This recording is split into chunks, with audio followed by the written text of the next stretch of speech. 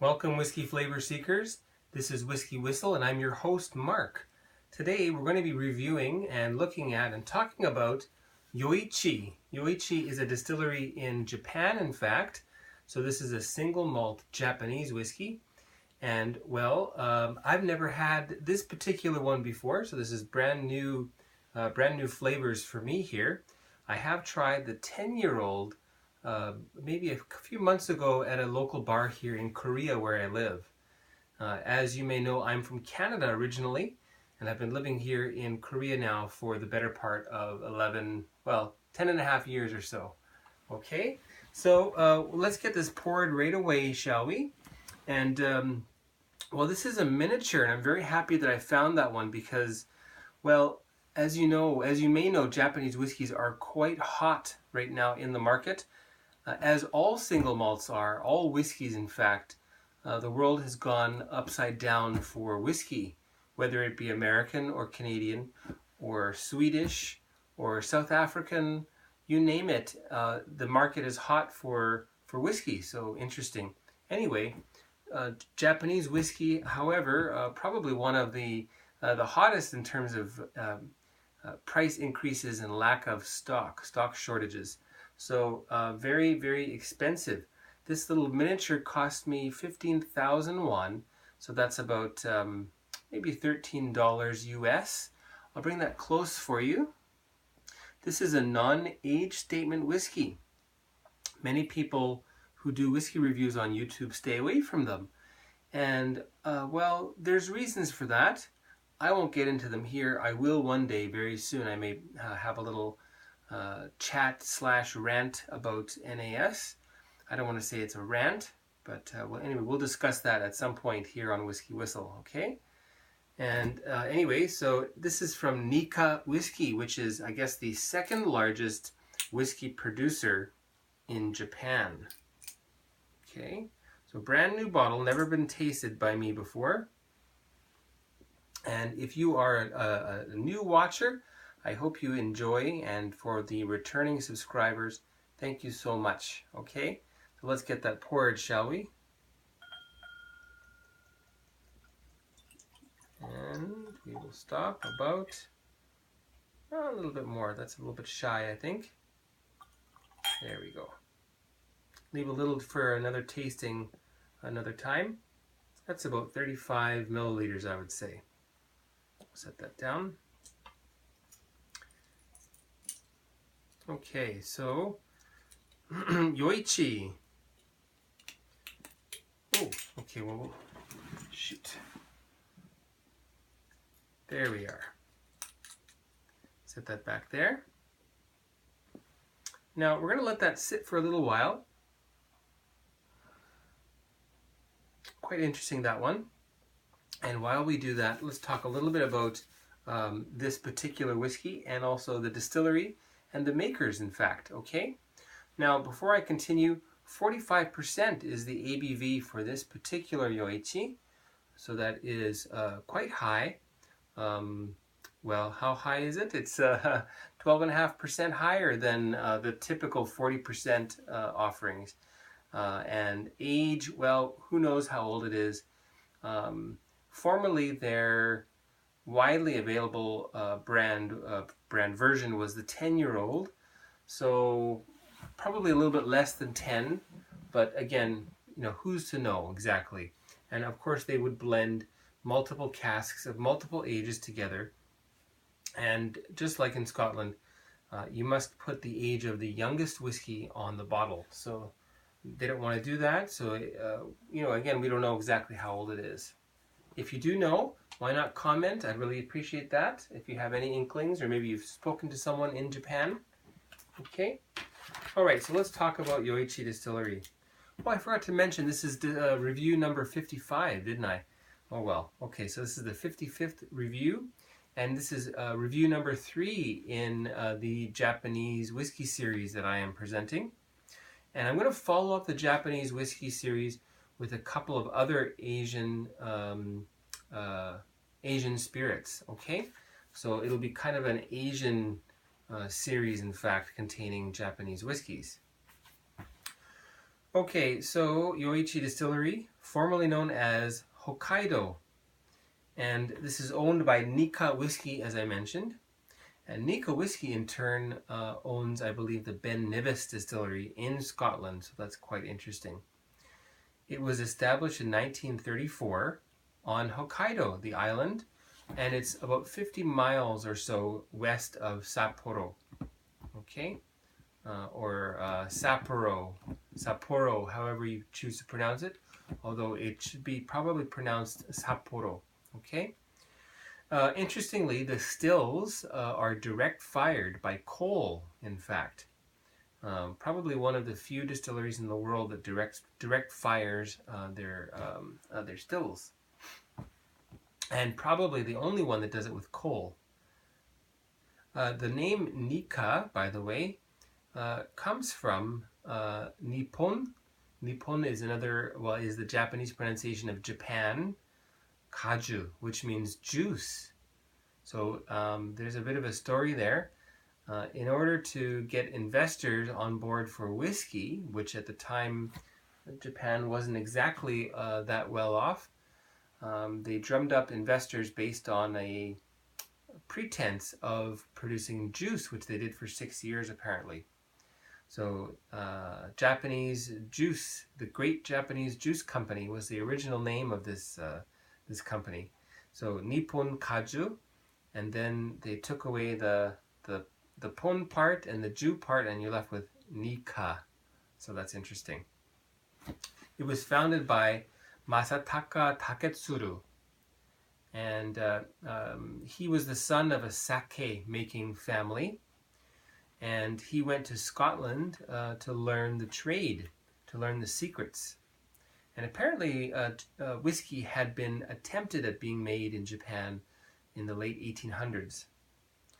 And he apprenticed at a couple of distilleries. I mentioned that before. One of those, I guess the longest period was in fact at the Hazelburn Distillery in Campbelltown, which is now a brand of whiskey produced by Springbank, although the distillery is no longer. And he returned to Japan hoping to get involved in making Japanese whiskey. He ended up, joining with another whiskey maker previously mentioned, and worked there for a period of 10 years, it would seem, helped establish the whiskey industry in Japan, and then left to start his own whiskey distillery in 1934. And he opened a second distillery in 1969, which is called Miyagikyo. And this is, that's the NAS version of the Miyagikyo single malt. Okay. And a little bit more about the man. He fell in love in Scotland to a woman named Rita Cowan. And she returned with him to Japan, where they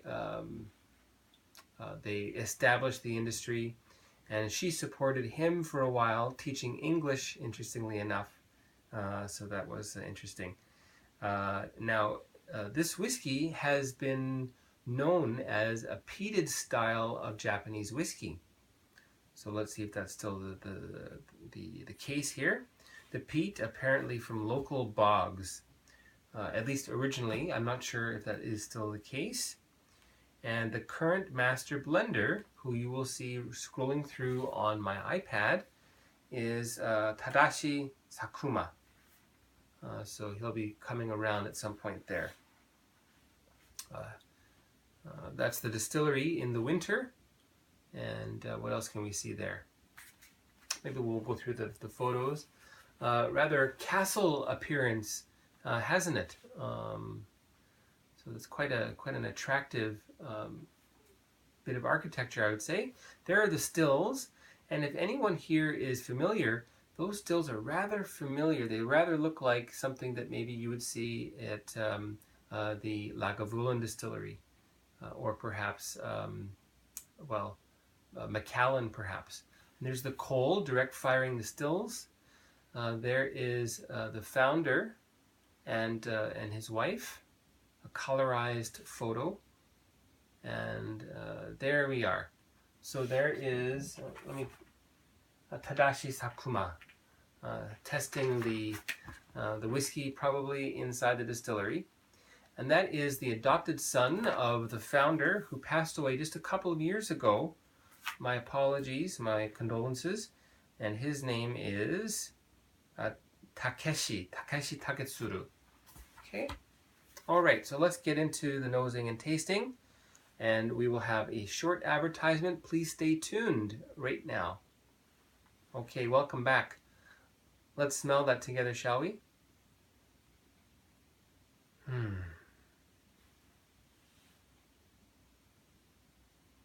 Now, I must say, I gave it a bit of a whiff just a moment ago before we talked about the distillery. And there was a slight sort of a vegetal briny note that was there. And, well, it was not entirely to my liking. I didn't say anything, and I'm saying it now because that has wafted away, waned, disappeared, dissipated. And now we're left with a very, well, I don't want to say it's a subtle peat. It's pretty much a medium peated, salty, briny,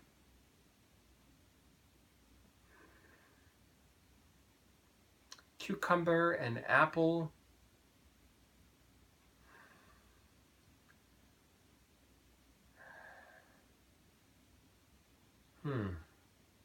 Perhaps a little bit of lemon.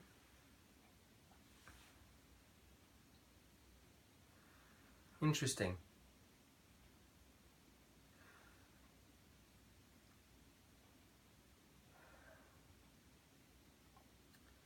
Slight bit of floral notes in there as well.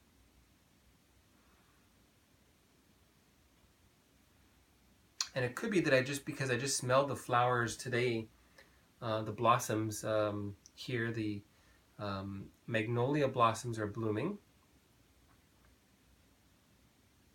That's called mongnyan in Korean. So there's something like that, some sort of a magnolia blossom scent in there as well.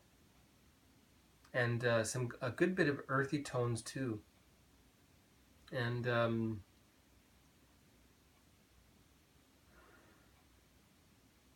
yes, the peat is really gaining strength as I smell this. And what level of peating? This would probably be on par with a Springbank 10-year-old. Maybe just slightly less if my nose tells me correctly.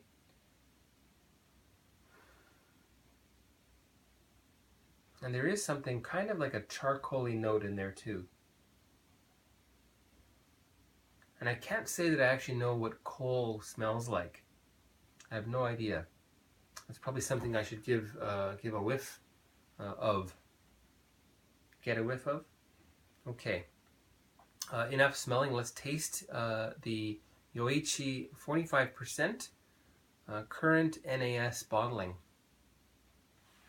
And cheers to Mr. Sakuma for your great work on this one, I think. I'm hoping. It sure smells nice. Sorry for the stutter. Okay.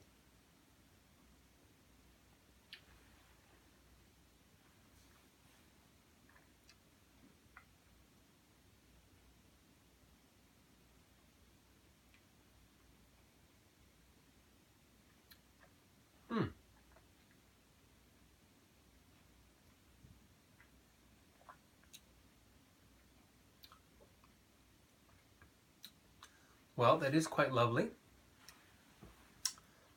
Again, it starts out sweet, and then sourness and bitterness develop, so quite well rounded taste-wise. There is some astringency there as well, so I don't want to say that it's chalky, but again, imagine slightly underripe banana. That feeling that you would get from that. Let's try it again.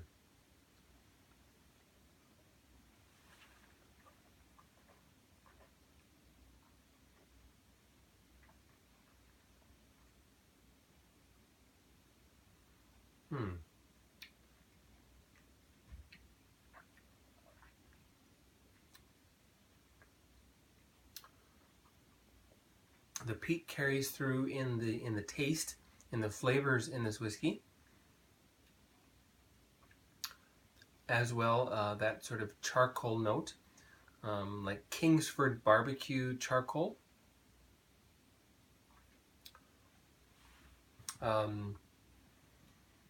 There are some baked apple notes in here.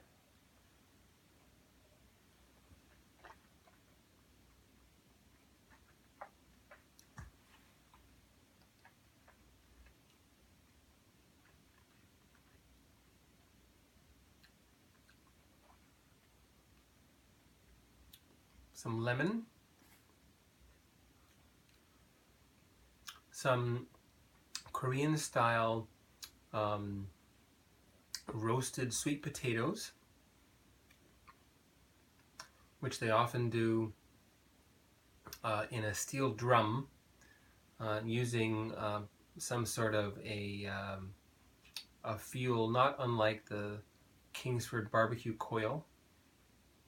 It's called yuntan in Korean, so like a yuntan baked sweet potato. Oh, I didn't mention the color. It's quite light, isn't it? That would be probably, much less than your basic amber. So let's say an amber -2 or 3. The only thing I've seen much lighter than that is the Big Pete Christmas edition that I reviewed not long ago. And interestingly enough, the J&B, Justerini and Brooks, no longer available 12-year-old called Jet, also very light in color, but this would be next. So this is most likely natural, or if they do use any coloring, it'd be very, very small amounts, and only to make sure that the color is maintained where the casks have any kind of color variance. So, okay, let's taste that again.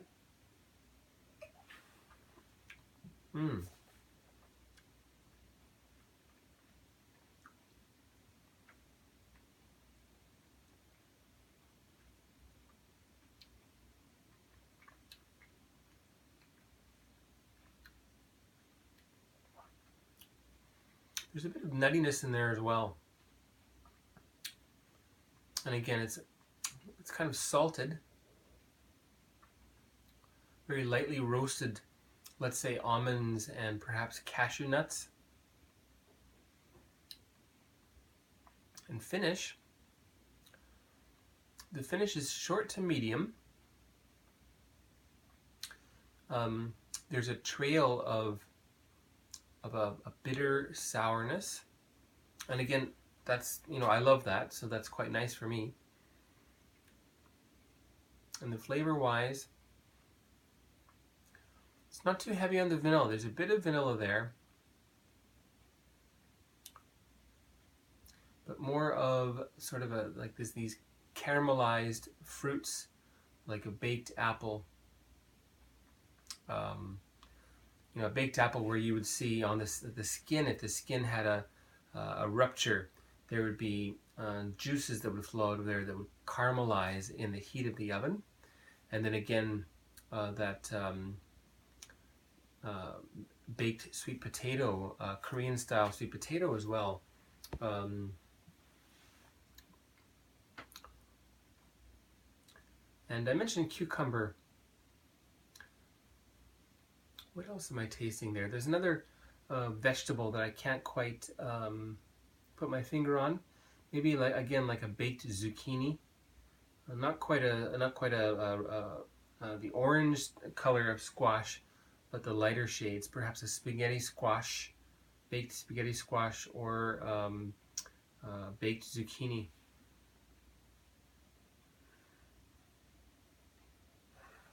And with time, so now the nose has a little bit more of a caramel note,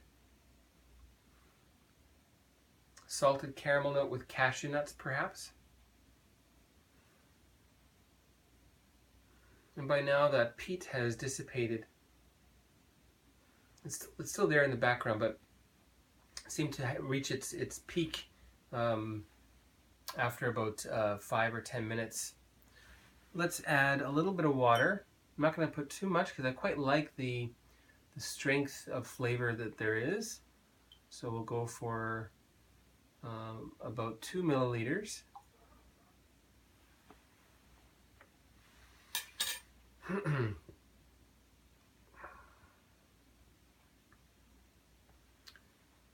I was looking at the Master of Malt website, and they have absolutely no stock of Yoichi on hand.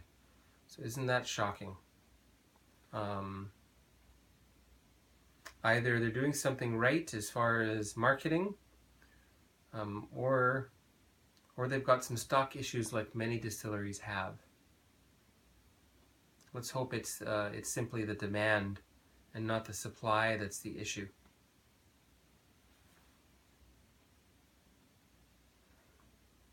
Oh, and they've got 6 stills, by the way. They've got 3 wash stills and 3 spirit stills. So pretty large. I couldn't find a capacity number, but I would guess off the top of my head that would probably be around 4 million liters per year. 3 to 4 million liters per year.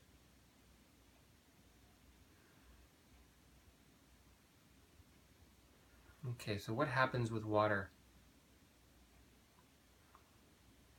There's more salted caramel.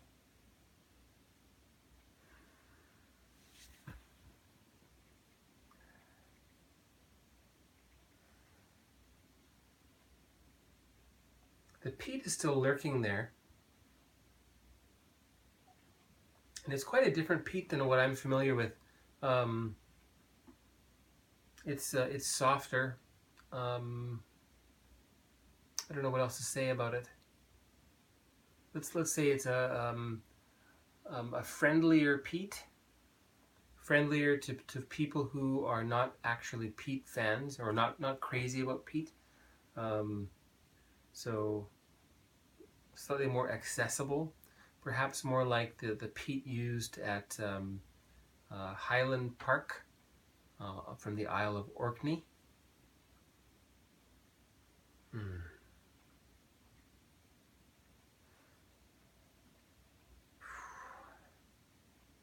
And again, you know, being relatively unfamiliar with Japanese whiskeys, I would want to get a bottle of that and keep a log of notes over each tasting, from the beginning of the bottle, the middle of the bottle, and then near the end of the bottle, allowing, you know, more and more oxidation to occur. That way you could know, okay, where's the sweet spot, and also over multiple tastings, you would be able to better notice the flavors that are there, because they're different from Scotch whiskey. If you put this in a lineup with Scotch whiskey, would people say it was Scotch whiskey? Well, they might, but they would not be able to place this to a distillery or to a particular region.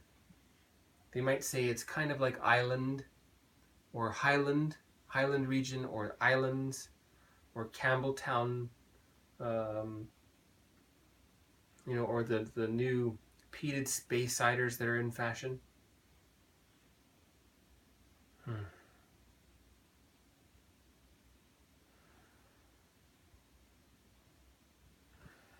Okay, well, let's try that with water. There'll be one more short advertisement right here. Welcome back. Let's try that with water.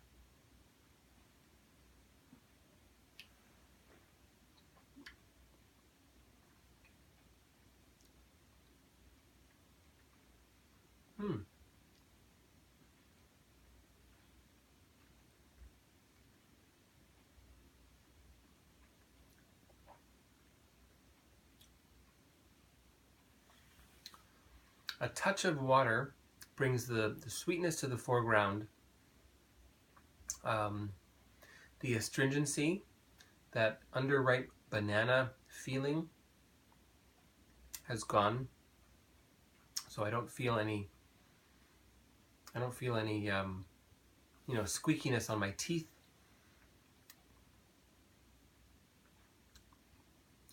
And let's check those flavors. The finish is longer with water, in fact. Add a dash of water. Try it, and you tell me if I'm wrong. Okay?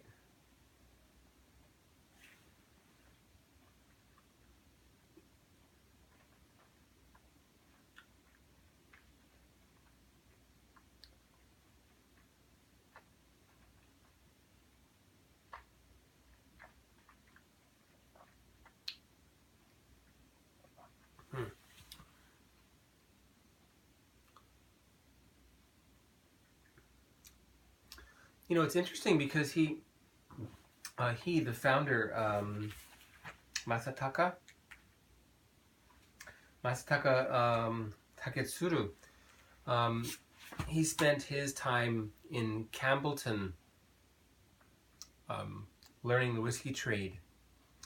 And,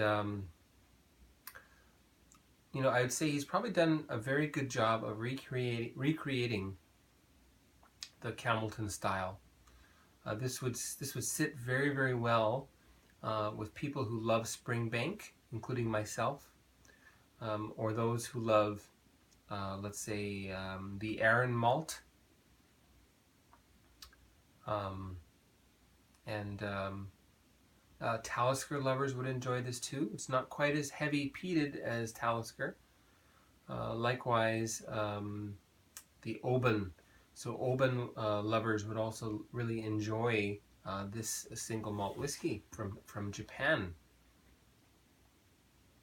You know, so if Scotch is your game, and you think that, you know, that's where it's got to be, and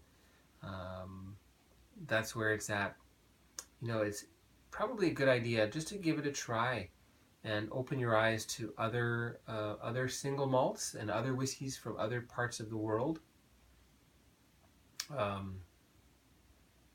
Let's give that one more try.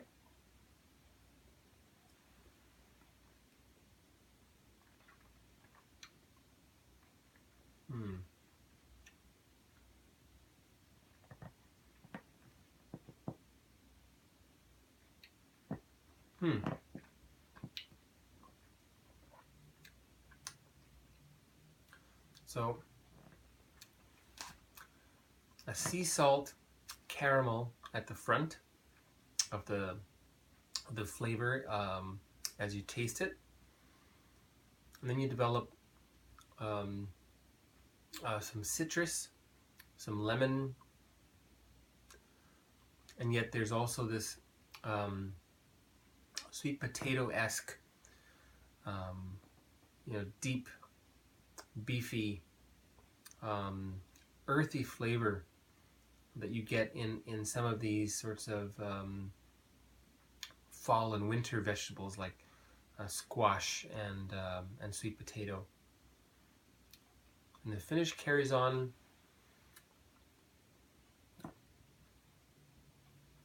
Yeah. Interesting. Well, I wonder if that's from the direct firing using coal, giving it this charcoal grilled roasted sweet potato note. And if you come to Korea, give that a try. You can buy it on the street in the winter. It's wrapped in foil usually, and the outside will almost be black. And then you peel it away, and you've got basically caramelized sweet potato from the heat. If you're a sweet potato fan and you try that at home, I can't stress that enough. As a lover of sweet potato, you got to turn the heat up on that thing. Make sure that you've got it wrapped so you don't burn it too much, but get the heat up high so that you can caramelize the sugars inside the sweet potato. Otherwise, you end up with something that is just you know, not quite as sweet tasting. Of course, if that's what you like. If you want it to be milder, then lower the temperature. Raising the temperature, you will get some very caramelly, dark demerara sugar flavors coming out of that sweet potato. Enough about that though. Okay. All right. One last taste. I'm going to leave a little bit of this behind.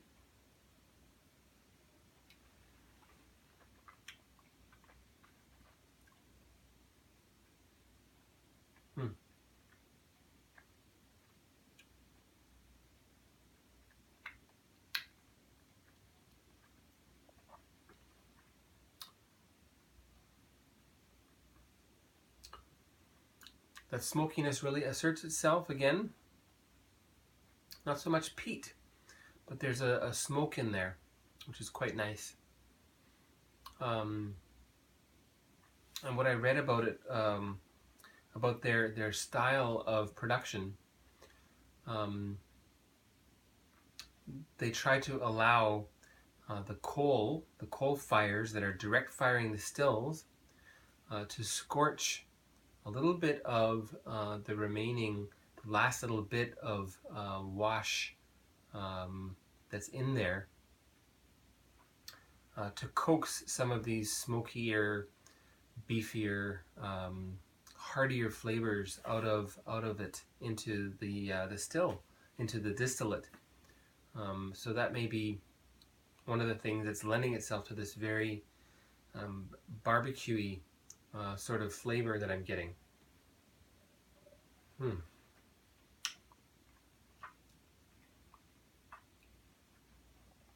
Okay, well, thanks for watching till now. If you're still with me now, why not subscribe? You can click down there in the corner. That way you'll be one of the first to get notified of my new whiskey reviews. And coming up, there will be more than just reviews. There'll be some interesting things coming up on this channel, getting into some distillation, as well as locating good places to buy whiskey here in Seoul. Anyway, so stay tuned. What kind of a score am I going to give this?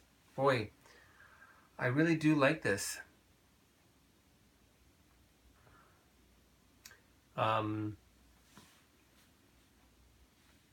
Boy, that's really hard. Just on the spot to give it a score. I feel I would be doing the brand a disjustice by doing that, but I'm going to do it anyway. And if there's any change when I finish off that little bit there, I will add an annotation indicating the current score based on my second tasting. Okay. Anyway. The numbers 88 keep popping in my head. Okay, so 88 out of 100 for the Yoichi non-age statement single malt whiskey, 45%. That's the current expression, and it's a miniature. Wish I had a full bottle, but simply can't afford Yoichi's current price levels, even for the NAS. Might look into it again. Okay, so Nikka Whisky single malt from Yoichi Distillery, 88 out of 100. That is the WhiskyWhistle whiskey score. And thanks for watching again. Tune in next time for part 4, which will be, I'll just let you know, that's going to be this one right here, Miyagikyo. Okay? And if my pronunciation is too Korean, well, I don't speak Japanese, so we'll leave it at that, okay? Stay tuned and take care.